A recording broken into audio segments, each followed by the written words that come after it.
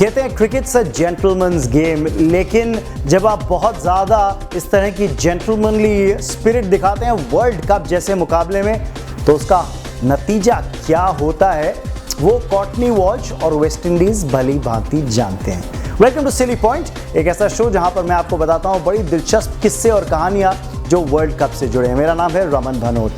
मैं बात कर रहा हूं 1987 के वर्ल्ड कप की।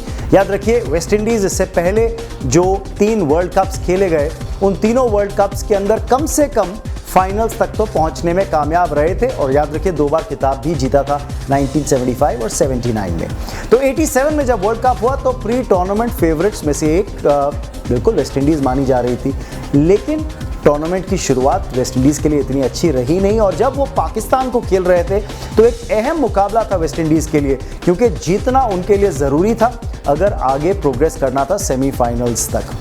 पाकिस्तान के खिलाफ ये मुकाबला खेली वो लाहौर में और मैच की आखिरी गेंद के ऊपर जब पाकिस्तान को 2 रनों की ज़रूरत थी, कॉटनी वॉल्श गेंदबाजी कर रहे थे वेस्ट इंडीज़ के लिए।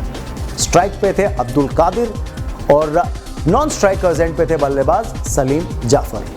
2 रन की ज़रूरत, कॉटनी वॉल्श केवल विकेट की ज़रूरत या डॉट बॉल की ज़रूरत और वेस्ट इंडीज़ वो मैच जीत जाती और काफ़ी स्ट्रॉन्ग पोजीशन में पहुंच जाती कि कम से कम वो और इंग्लैंड पहुंच सकते थे सेमीफाइनल्स के अंदर। पाकिस्तान की काफ़ी मुश्किलें भी बन रही थी, पर एक और टीम थी जो कंटेंशन में थी सेमीफाइनल्स तक पहुंचने के लिए। पर उस आखिरी गेंद पे हुआ ये कि जब कॉटनी वॉल्श गेंदबाजी करने के लिए पॉपिंग क्रीज तक पहुंचे तो सलीम जाफर जो नॉन स्ट्राइकर्स एंड पे थे वो लगभग 3 या 4 कदम आगे निकल गए थे अपनी क्रीज की सेफ्टी से। और आप सबको याद है मंकडिंग, जो एक बड़ी कॉमन टर्म हो गई है क्रिकेट के अंदर आजकल, तो उसकी शुरुआत याद रखिए जब विनू मंकड ने मंकड किया था बल्लेबाज को, उनके नाम के ऊपर वो टर्म कॉइन हुई मंकडिंग, यानी नॉन स्ट्राइकर को आउट कर देना अगर वो बॉल डलने से पहले क्रीज के बाहर निकल जाए नॉन स्ट्राइकिंग एंड पे। तो कॉटनी वॉल्श के पास चांस था कि वो मंकड कर दें सलीम जाफर को, और अगर रन आउट कर देते उस तरह से मंकड कर देते सलीम जाफर को तो पाकिस्तान हार जाती वो मुकाबला और वेस्ट इंडीज़ की पोजीशन और स्ट्रॉन्ग हो जाती। लेकिन कॉटनी वॉल्श ने कहा cricket is a gentleman's game.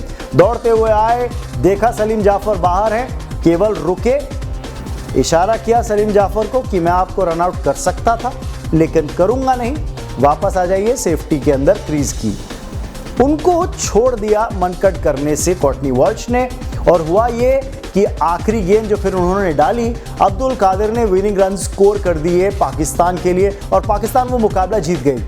नतीजा अंततः ग्रुप स्टेज के मैचेस खत्म होने के बाद रहा ये कि पाकिस्तान क्वालिफाई कर गई सेमीफाइनल्स के लिए इंग्लैंड के साथ उस ग्रुप से, और वेस्ट इंडीज विश्व कप के इतिहास में पहली बार सेमीफाइनल्स तक भी पहुंचने में कामयाब नहीं रही। कहा जाता है कि उस टूर्नामेंट के ख़त्म होने के बाद कॉटनी वॉल्श जब वापस जा रहे थे तो एक बड़ा एग्जॉटिक कालीन उनको गिफ्ट किया उस समय पाकिस्तान के प्रेसिडेंट ज़ियाउल हक ने।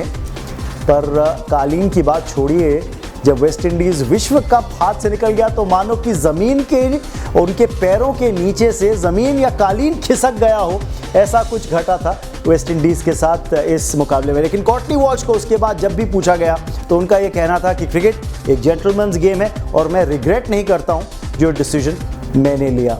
लेकिन कई वेस्ट इंडीज़ के जो फैंस हैं उन्होंने ज़रूर रिग्रेट किया होगा ये डिसीजन कॉटनी वॉल्श का। तो इस तरह की कहानियां मैं आपको सुनाते रहूँगा सिली पॉइंट पे। आप ज़रूर सब्सक्राइब करिए इस चैनल क्लिक स्पोर्ट्स नाउ को।